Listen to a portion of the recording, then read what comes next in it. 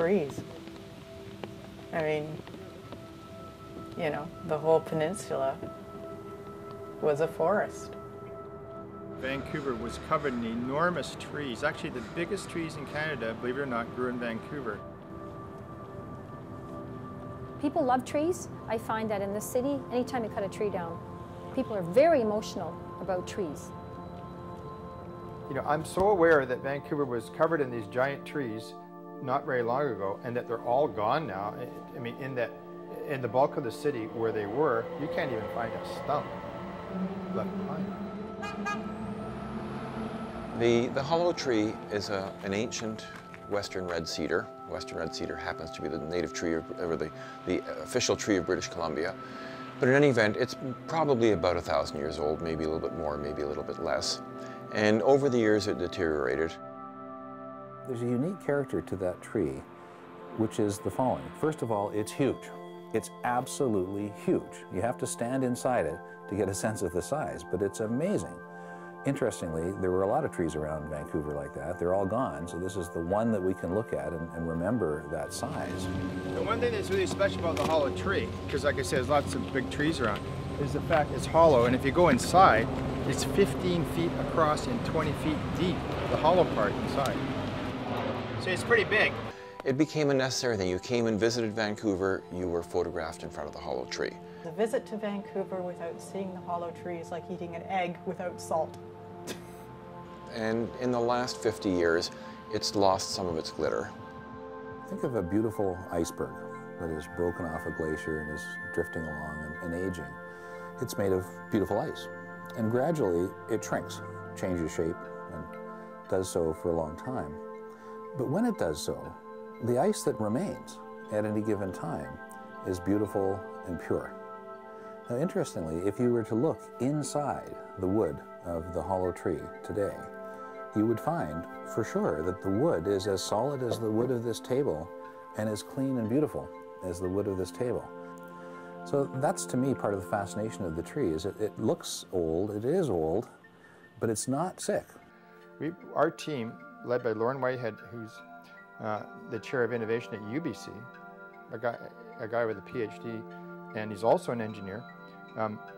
This team he put together, almost everybody on the team has got a PhD in their field, you know. Or they got master's and PhD and another degree. You know, they're just highly, highly qualified people who care a lot about this tree and in their own field are capable of working to save it. The Hollow Tree Society and their members have come back to the board and said, look, we believe there is a way in which we can save the tree. And most importantly for me was that they believe strongly that they can raise private money to save the tree. So agreement with the board that no more public money should be spent to save the tree. In the end, they said, well, we're not prepared to spend any money on it, not 1 cent. But if you want to raise the money privately, well, we'll consider letting you do that. You know, so that's the deal we got right now. Now, the righting of the tree takes place in two phases. The first phase is to take the existing supports that are stabilizing the tree temporarily and to use them in conjunction with hydraulic jacks to gently straighten the tree. But the result is the tree would be vertical, as it was before. It'll be just like it was many decades ago if we get it tilted up, except for what's underground. And so the need is to stabilize the underground and to connect that stabilization to the tree so that it will stay vertical for the foreseeable future. But there's a good view of the foundation in this next slide. And of course, none of what you see below ground would be visible, but basically Firm Contact Systems has agreed to supply these very high-tech and very high-quality micropile steel foundations to basically attach to the solid, strong earth below. Because it's flared so much, once it's vertical, it's relatively stable. It's relatively simple.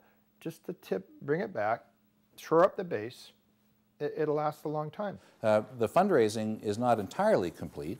We've raised $28,000 from private sources. We have $25,000 from the BC Heritage Legacy Fund, so that's $53,000 available for the project, and many in-kind contributions to come. I think the only barrier to them succeeding right now might be the ability to raise the monies required, given the tougher economic times that we're in right now. Doug, what do you think in terms of strategy? I think we have very, very little time. I'm a very passionate believer that the best of the past should be conserved for future generations.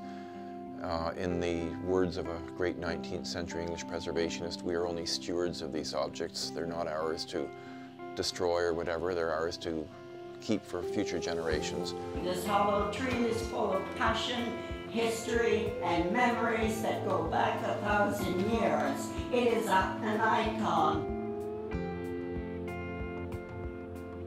Because it will be true over the future that there will be perhaps many millions of people who over time will see the tree and just think, you know, somebody cared. There was something here of interest and they're getting to see it because people cared. For more information or to make a donation, go to www.savethehollowtree.com.